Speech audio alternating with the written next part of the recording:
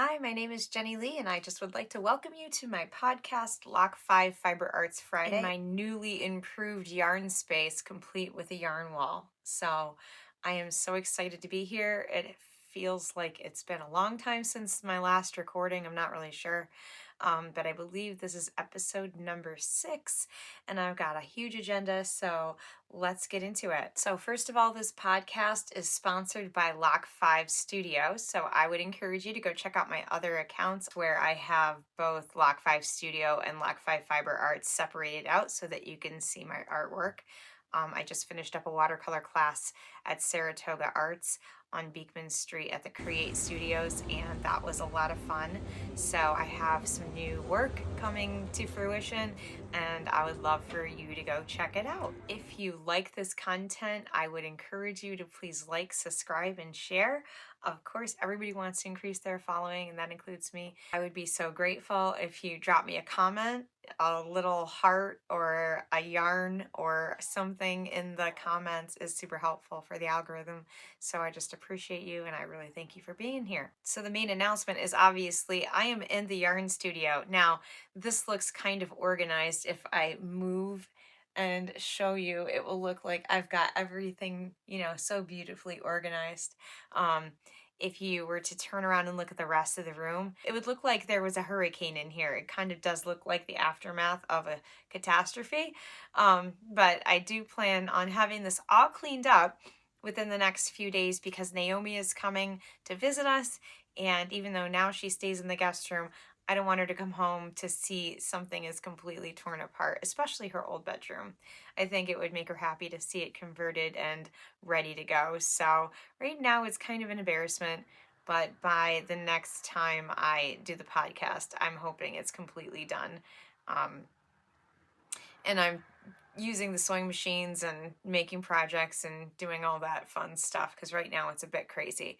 I broke down and told my husband, okay, I agree. It's probably going to be helpful to have another set of these wire cages things, these wire shelves. I do think that on the other side of this little setup I have here, there's all this extra room, and I think it would be helpful for flat fold fabric. And I do have actually a ton more yarn, and then all of my all of this stuff, the crochet thread, I have so much of it. I must have 100 skeins of it. And right now it's all cramped into like it's like a storage bench basically that you can sit on, but it opens up. But it's really hard to look at the colors that I want for the projects that I'm trying to do. So it's kind of annoying. I have to pull them all out and then put them back all in. Or put them all back in. In any case, that's one thing that I finished this week was at least the yarn wall. I'm still working on the rest of the room. Some other things that I finished this week, I didn't quite get to my whole list of things I was hoping for, of course, because life gets hectic, right? I had some unexpected things pop up, as everybody does. So I didn't finish all the earrings I had hoped to finish, but I did actually finish one pair, the second of one pair, and I was really excited because today I felt like it actually matched my outfit that I wanted to wear. This is a earring pattern by Featherly Crafts. It's called the Flower Power earring pattern, and I really enjoy it, actually. It must be one of my favorites. I have a lot of earring patterns I really like, but this one is one of my favorites. I also finished up a few coasters. The first person that I ever did a pattern test for was Wellstone Creations. She's on Instagram and Facebook and Ravelry. So I just did a recent pattern test for her, and I only had time to make one. It was the spiral mug coaster, and I really loved it. The color combination is just so much fun, but I wanted to make a few more, so I did get a couple more done. This is another one, and this one here, which I really loved. So I started playing around with this color combination. I think it's these two. I'm thinking of doing maybe a couple more. It's hard to like see yarn and not think, oh, that would be a coaster. So I'm thinking like, this would be pretty with that, and this would be pretty with that, and then this would probably be pretty with that. So, I'm thinking of like doing a trio with these colors. So Those are really fun to make, and I want to replace some of the ugly old coasters in my house that are like faded by the sun and just kind of gross or don't work that well. I don't think glass topped coasters work good. These are absorbent, so they actually like wick the condensation off your glass instead of just like beating it up on the coaster. I don't like those coasters, and I do have some in my house, but for lack of something else, I still use them. So I was really excited to see this pattern test pop up, and I'm like, whoa, I need these. And then once I started combining colors, oh, I wasn't sure about the fringe, but I actually love it. So it works well as a little like trivet for other things other than just mugs. So I kind of want to make a whole bunch of them and use them throughout my house.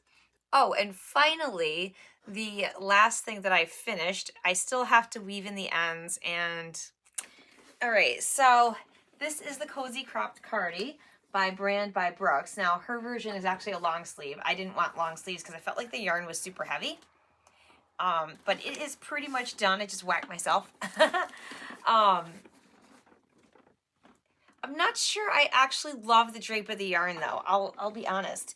I do feel like this would have benefited from a larger hook, maybe. It's not drapey. So as much as I think it looks really cool and I'm grateful for it and it fits me really well, I'll put the little video I took up on the screen. But I do think that it needs to be blocked. I think a very like hot water bath and then blocking it would help these fibers to relax some. But this is the yarn that my mom had gotten for the Magic Mountain Duster, whatever that I made for her, and there was so much left over. I couldn't even believe it. So when I saw this pattern test pop up, I thought, oh my goodness, that will be perfect for that. I still have 2.5 skeins left over, I think. So I still have all of this, and I don't even know what to do with it. I kind of hate this yarn at this point. This is 630 yards right here.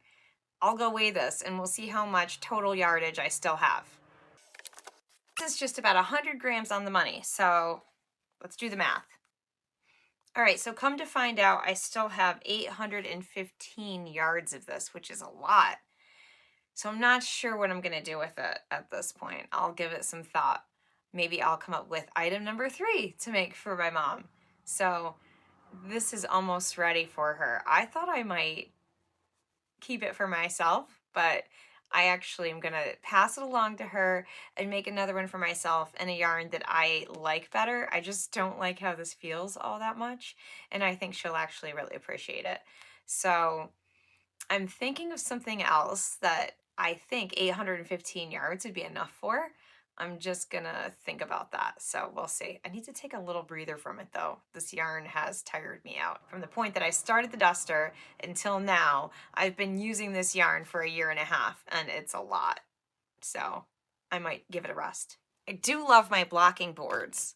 I had gotten a couple different sets of these, and I love them. This has really changed the game for me. I think that things that are blocked have so much better drape. I don't really care what the fiber is. I sometimes see arguing online about the efficacy of blocking synthetic fibers, but I think that there is a difference at the end of the day.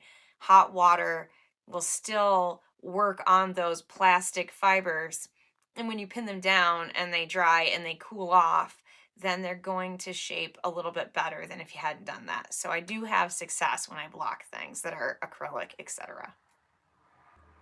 That being said, I know I swore off of pattern test, but my very dear crochet BFF, Crochet and Clay, her name is Sudashna, always is begging me to apply for pattern test with her. Most of the time, we don't get into anything. So it's not a big deal. Most of the time we just get turned down. We happen to both get approved for a pattern test together. So I'm going to show you what that is, and I'm going to show you the yarns that I'm thinking of using and let you know what the group chat picked for their favorite yarn. I've got my handy dandy binder so I can talk about all of my projects, and they're all super organized. I took out the first pages of each pattern so that I can show it to you. This is the Cozy Crop Cardi that I was just showing you. This is the Fairy Garden Top by Heidi Nealing. I'll post the tester call on the screen there for you to look at. So I just got approved for that pattern test. And I dug through my stash to see what I had, and I had 5 different yarns that were a size 3 weight that I had enough of to potentially do the test. So I'm gonna let you help me decide and show you what the group chat liked the best. All right, so first things first, I have the Trubu, of course, still left over from last year. I have a bunch of this, the Trubu in steel. I really like the way this feels, but I have made one other project with it, so I don't know. I'm not sure this pattern is best suited to this gray color. Seemed kind of formal.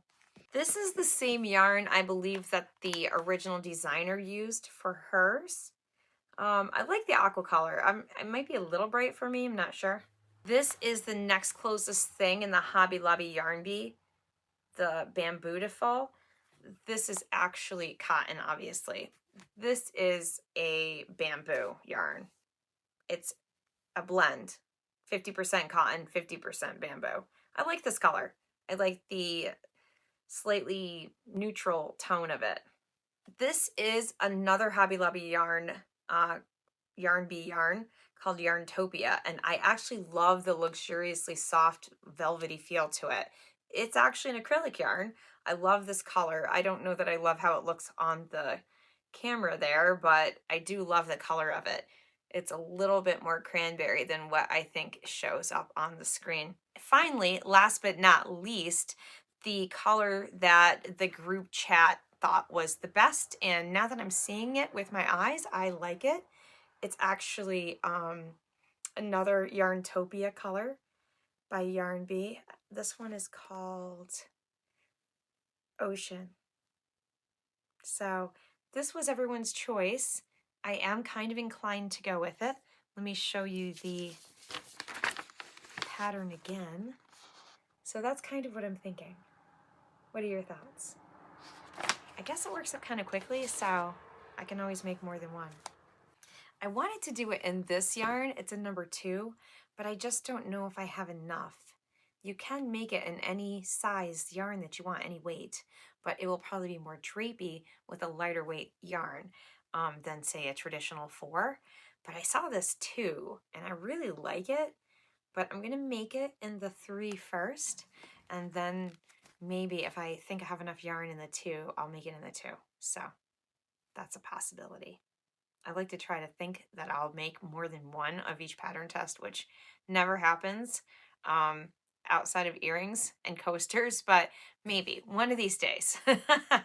So the other pattern test that I'm really excited to do, my friend Heather of Featherly Crafts came up with another earring pattern, and I'm so excited. The ones I have in right now are actually her Flower Power earrings. She just put up another tester call for her mushroom earrings, and I cannot wait to test these out. They will be so much fun. I'll just show that part right there so you can't see the rest. And even though hers are like traditional Super Mario Brothers red and white, I'm actually thinking of going with maybe some softer colors, like what I've got these made out of here. That's these two. I think that would be fun to do mushroom out of those. And, you know, maybe some non-traditional colors. I like the idea of like Florida colors and such, so we'll see what I decide to come up with. So that being said, I have a lot going on, obviously, in my world. So some of my designs in process, unfortunately, will have to take a back seat for just a few days, which isn't the end of the world. I need to finish putting this yarn room together. These 2 pattern tests, I'm told, should be fairly quick. So I wouldn't have committed to anything that might have been as tedious as an Afghan or any of these other things. So I like the interaction of being on a pattern test with my friends, and it's just really good, fun collaboration. So I'm not going to turn up every pattern test, but I'm going to be super selective about which ones I do so that I don't get lost. This week's shout out is for someone who I have done a pattern test for and with. She goes by Crazy Beautiful Crafts on Instagram, and she makes some of the most cutest patterns that I've seen. I did a pattern test for her of what she calls the squeezy snake, and you squeeze the little guy and a little like stress ball comes out, and he is just the cutest thing. It was immediately snapped up in my household, so I haven't made another one since, but if I was super ambitious, I would like make them all for all the kids in our church, but we have like 100 kids. So the thought is overwhelming, but she has a lot of really cute patterns, so definitely go check out her account. She is so nice. When my friend passed away last year, I was in the middle of doing a pattern test for her, and I had to bail on it because I just could not. It was so difficult. I was going through such a difficult time. And even now, I have not gone back to do that test because picking it up causes me to go back to that place where I was at. And one of these days, it is on my bucket list to just be done with it and finish it and close the door on that chapter in my life where I felt so stressed out, where I felt so sad and uninspired. I just want to say thank you to her for being kind, considerate, compassionate, gracious, and such a fabulous person in the crochet community and advocate for all crochet artists out there and fiber artists. So if you haven't checked her out, I really encourage you to. Her patterns are so much fun. If you've got kids, these would be excellent for you to have. So I encourage you to go check her out. So one thing I want to discuss this week is my crochet hook collection. How many of you out there have a big crochet hook collection? I do, and it's funny because I only use very few, like the rest of you. So this week I want to ask and take a poll, what are your favorite crochet hooks? I've got my big selection here, and I'm going to go over all of them. So first things first, I have got the traditional crochet hooks that I think everybody has, the like metal ones, right? And I've just got a whole bunch of these. I've got them in the little packet here. I had more of these. I've given my daughter more hooks than I can remember. So I actually used a really big jar for them in the past, but I've lost some of them since. I don't use a whole lot of those metal ones anymore. They dig into my thumb, so I don't love them. I also have some acrylic ones. I don't mind these for large work because they have a very flat spot for my thumb and they're not super heavy. They're an inline hook though, so it's not every day that I would maybe want to use those. Now I have bamboo ones that are also inline hooks, but the thing I don't love about these bamboo hooks is that there's really no spot for my thumb. And so it is easy for my thumb to get sore when I'm crocheting. So those aren't really ones I use a whole heck of a lot. Another set of hooks that I got that I thought would be really fun, but I don't use a whole lot, are these light up hooks. So these actually plug into the handle and the hook itself actually lights up. The battery's dead or I would show it to you, but I cannot. So in any case, I don't really use these because I have the neck light that I use, which is super handy. Oh, I should go grab that so I can show it. I do love this for lighting up crochet when I am traveling in the car, or even if I'm just using dark yarn and maybe the lighting isn't good enough. There's 2 lights and they each have like a variety of settings. This manipulates basically, so this is really nice. It's not very heavy. I can angle the lighting or just use one or whatever if I'm in the car with my husband and it's too bright or whatever. I can make sure that it's not in his eyes or distracting him while he's driving. Another neck tool that I really like, actually, since I went and grabbed that, I figured I would grab this. I don't use it a ton, but it is kind of cool. If I want to just record myself crocheting something right in front of me. Now, it's a little hard for me to like crochet looking through my phone, and it's hard to look around my phone, but it can give you like a little bit of process shot while you're working on a piece for a little reel or something, which is normally what I use it for. So I don't use it a ton, but I do use it sometimes. Neither one very expensive. But back to the hook discussion. So lastly, I have my clover crochet hooks, which my husband made sure that I had every single one that they make. So I have all of those as well. And then I believe somewhere, I don't know where, this place is a mess. I have an old-fashioned set from probably like the 50s of these steel boy hooks that are really tiny. I've got a few of them here, but I have another whole set that I got for free on the side of the road. So I do love those too. But these are all my different crochet hooks. Which crochet hook do you prefer to use? I use them all, but there's probably some that are just more common. Like, how many things are made with a 4.5 size hook, obviously. You know, when I'm making earrings, most of the time I'm working with a 1mm, maybe 1.5, maybe 1.25, but I'm not really going much tinier than that. And then I'm not really using, say, my 2mm or my 3mm for a whole lot of stuff. So I guess it just depends upon what I'm working on, but I do have certain hooks that I use the most probably. I don't really know if I'm going to keep this in this podcast or not, but I thought it would be kind of fun to give one of my crochet tips that I have that helps me to make really nice looking magic circles. Okay, so what I do to make a magic circle that doesn't have a slip knot. So there's the tail, and it's simply just over the top. I put my hook in there like that so that it's over the top. Can you see that? I'll make the tail really short so you can't get confused. The tail is literally over the top. And then I simply chain at that point. I'll just hold that. It's just a crossover. I just hold the crossover in between my fingers and I chain 1, 2, 3, 4. Okay, so now I have a chain of 4. Now I'm going to join to chain 1 with a slip stitch.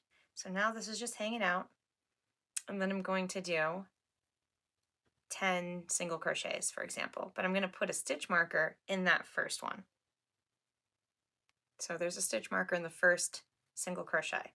Now I'm going to do however many more there is. Let's say there's 8. So that's 1, 2. Okay, so that gives me 8 right there. I've got 8 single crochets, got my stitch marker, all that. Now I'm going to take my tail and I'm going to pull it. And as you can see, it will pull pretty tight. As tight as you want it to go, really.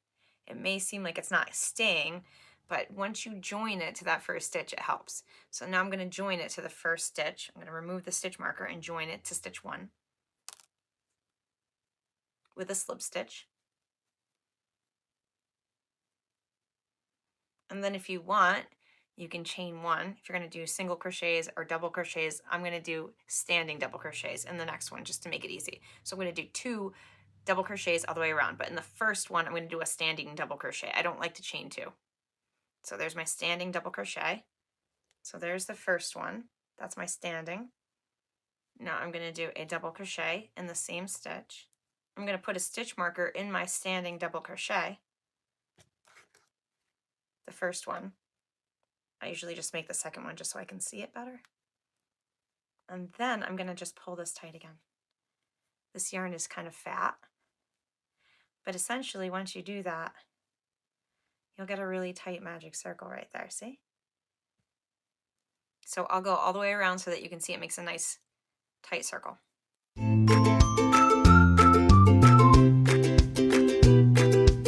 All right, I've got my 16 double crochets on the outside here, so I'm going to join to the first one. I can pull tight again and then double check, but there we go. Let me know if this makes sense to you, or if you have a better way to do a magic circle. I'm always learning new tricks, so I would love to know how you do your magic circles. So as promised, my husband took me out shopping again. I just think he likes to buy fabric and yarn probably more than I do, but I can't really complain about that, right?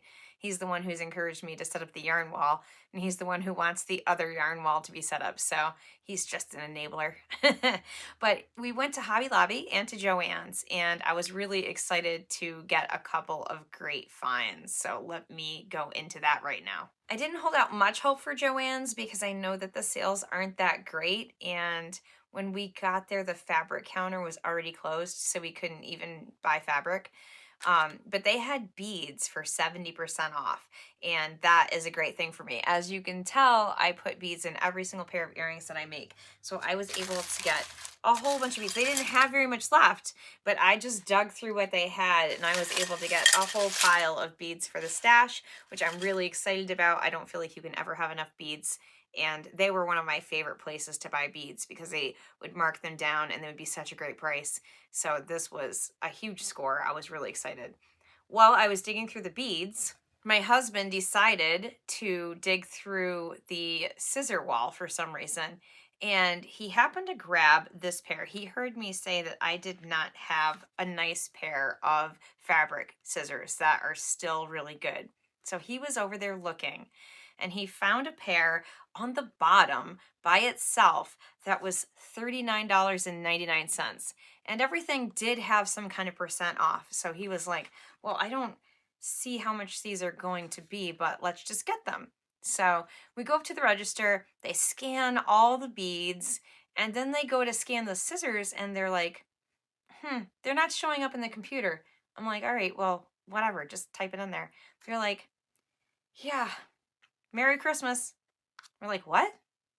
I guess like Joann's is getting stuff from other stores and stuff, and sometimes if it doesn't show up in the computer, they just give it away. So my husband was trying to be sweet and generous, and we were blessed with this amazing, beautiful pair of scissors for nothing. I can't even, we are blessed. So I'm just grateful for my husband, and I'm grateful for my new scissors.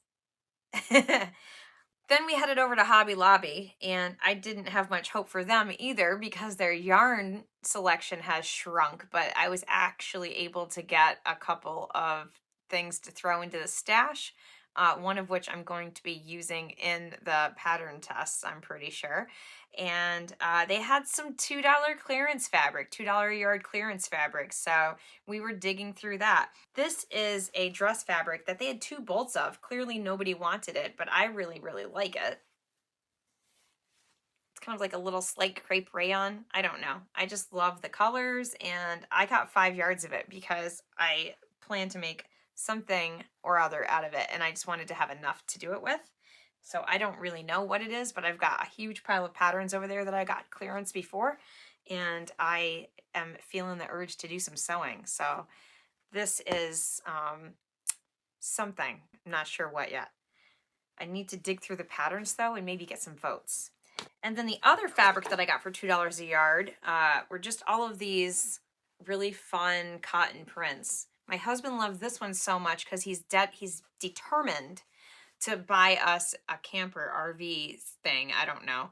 So he wanted this so that I could make stuff for the inside of the camper. And then we got these as well. And I want to do like a patchwork skirt. So even maybe the camper fabric could become a part of that. I don't know. We'll see. So I'll keep you posted on that. But these were great finds for $2 a yard. Fabric is rarely under $5 a yard these days, so I was really excited to score this. So this week's Get Ready With Me, I'm gonna have to move the chair so I can step back and get in the space and show you my dress and talk about it. Okay, so this is one of my favorite finds because I got it for free. It was in a free bin on the side of the road. I really love it because it's super comfy and the skirt's kind of swingy and it's stretchy, nice cozy fabric. It's not a true wrap dress. It actually just wraps in the front. And I do feel like it shows kind of a lot of skin in the front, so I always wear biker shorts with it and a couple tank tops, but it's super comfy. It's great to crochet in. It's great to be in the studio in. It's great for a day walking around the lake or whatever, or even kayaking. So this is one of my favorite finds, and I got it for free. I actually used to be pretty heavy.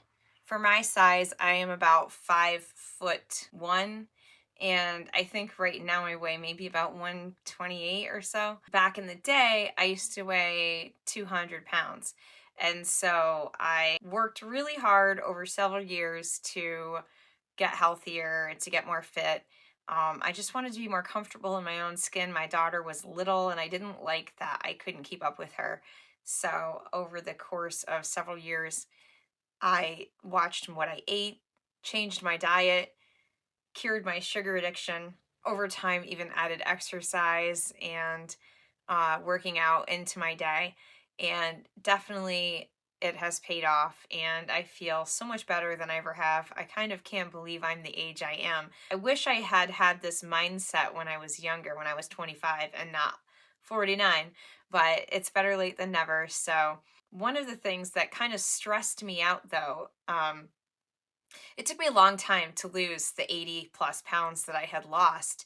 So I wanted to celebrate. It took me years, and I wanted to celebrate and enjoy my success. And I was excited to see that there was a body positivity movement happening like a decade ago, where in that time when I was still struggling to get myself down to the space where I really wanted to be, it wasn't really a number and a scale so much as it was just knowing that I was fit metabolically and that I would have good long-term outlook for my lifespan. I don't want to just cut my lifespan by decades because I don't know how to control my behavior. Anyways, I was really excited to see a body positivity movement because that was one of the struggles, was like I couldn't find clothes really that fit me. There used to be a store in the mall called 579 and I couldn't shop there because I was too big, because I was a size 12. You know, I'm not even sure a store like that would even exist these days. But it definitely motivated me to not want to be overweight anymore. So I really appreciate that fashion is accessible to everybody of all size. However, I do not believe in the fat positivity movement, and there's a reason for that. I don't believe that fat is positive. I don't believe we should be negative to people who are overweight or obese or any of those things. And I don't even know that we should necessarily judge them. Um, but I don't believe that we should promote things that are unhealthy, that we should promote it as a lifestyle, or that we should somehow look down on people who have lost weight as somehow committing microaggressions against a different demographic. If you want to be heavy and overweight, that's fine. You do you, but you can't actually claim that it's healthy, because being obese is the number one risk factor for pretty much every disease that is out there that's in the medical books. So it's not actually a healthy existence. And these people's lifespans will be significantly less. So when I was told that my lifespan would be significantly less, weighing almost twice as much as what I should weigh on my frame, I woke up and realized that my daughter needed a mother and did something about it.